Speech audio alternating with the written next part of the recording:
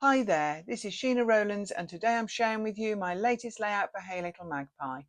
And for this layout I'm using the Simple Stories collection Vintage Linen Market. Now I've already used this before, so you'll already find a couple of videos here using this collection. So I've got some bits and pieces here and I've got some whole sheets. So I'm going to crack on and make another layout with this.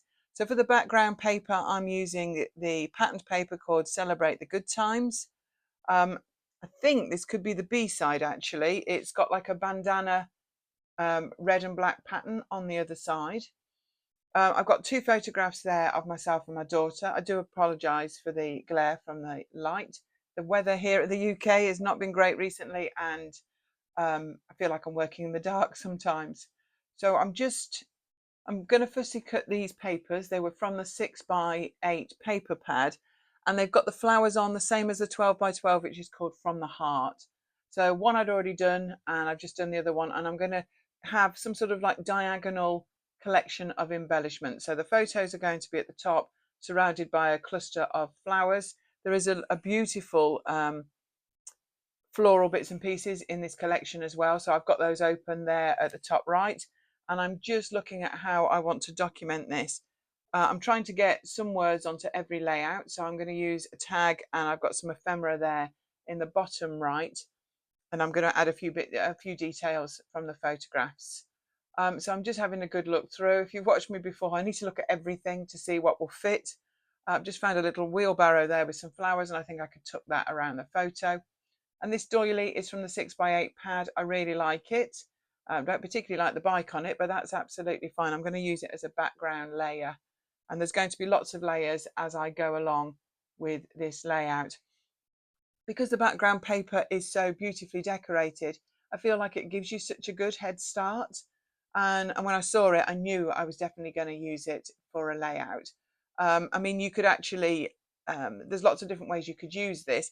I did wonder about turning it and having the decoration at the top and the bottom, but it's actually got some words there on the left. So I've kept it this way with the design vertical so that the words are the right way up. It's one of those little things that bugs me. Probably I could have covered them up, but it is what it is.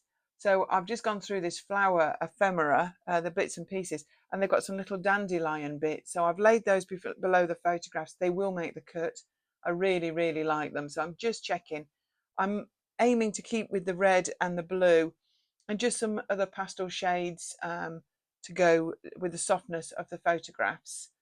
And I'm going to carry on. So you can find this collection and more at Hey Little Magpie. They've got new things being added to the store all the time. Also look at their exclusives because Hey Little Magpie have got their own designs as well. If you like this video, give us a thumbs up. I'm happy to answer any questions that you've got. Just pop them in the comments, and we'd love you to subscribe to our channel as well. That way you get to see lots of new videos as they appear. So I've decided it's time to actually start to stick some things down. So I've gone right back there and I've added the base layer of the doily, but then I decided I'd like to bring in a bit of stenciling behind it. So I lift that bit up. Luckily, I only use double-sided sellotape because I'm not very good at committing. And I've just brought in a Tim Holtz stencil there. It's called Dot Fade. And the Distress Oxide I'm using is Stormy Sky, and I'll write that in the blurb below. It's very subtle. You'll see it in the close-ups at the end, but it just breaks up the harsh lines, I think. And I'm going to add it more and more as I go through. So I'm just getting this cluster. So I've took the tag and the ephemera in on top of the doily, and now I'm adding flowers with foam pads on top of that, all around the edge of the paper. Just making sure that everything sits nicely together. I think this layout's coming together quite easily for me. Once I get this corner stuck down near the end, I realise that I don't like the O of bingo sticking out, and I actually cover it with another little square of pattern paper. So it is taking me a bit I want enough space to journal on that tag, so it just takes me a bit of time to get it into position. Now to look at the top, and I start with the doily piece of paper again, stick it down, not happy with it. I think it's because you can actually see some of the elements of the bike.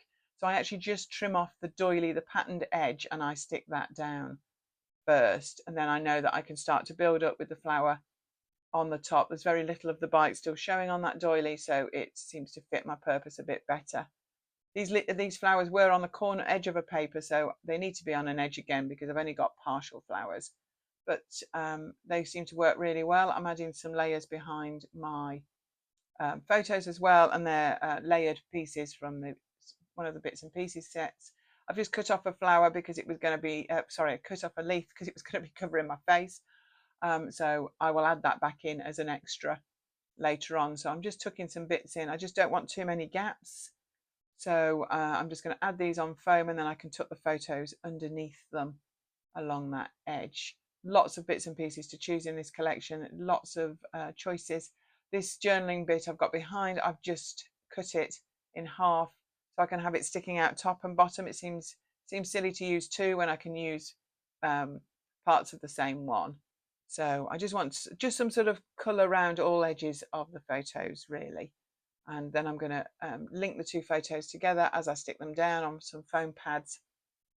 And I think then I'm pretty happy with the way they've come together. The photos are different, but very similar. They were taken literally straight one after the other in our back garden.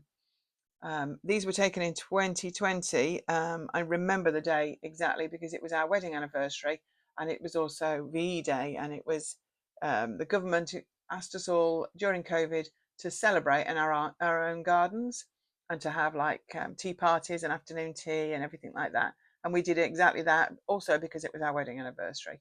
So, and my daughter at the time was living here, so you could mix with your own households. When we look back now, it's hard to believe we were doing all those restrictions. So I do remember this photo. So I've come back in with the stencil as well and a little bit of the ink.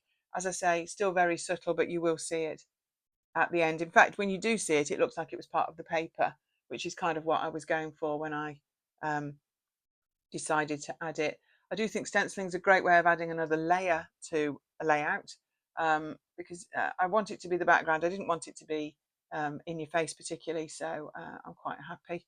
There's a flare there on the right. That is a Hey Little Magpie exclusive, and I'm just adding that with a tag that says happy.